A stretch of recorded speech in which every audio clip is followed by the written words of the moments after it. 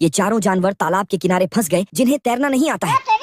फिर सभी ने नदी पार करने के लिए प्लान बनाया और सब मिलकर एक रस्सी खींचने लगे और चूहा छाल को काटने में लग गया। निकल जा। थोड़ी देर में छाल नीचे गिरी। चलो 1 2 3 भागो। और चूहा एक पतली टहनी और एक पत्ता उठाया और फिर छाल में घुसेड़ दिया। फिर चूहा ने रस्सी बांध दिया।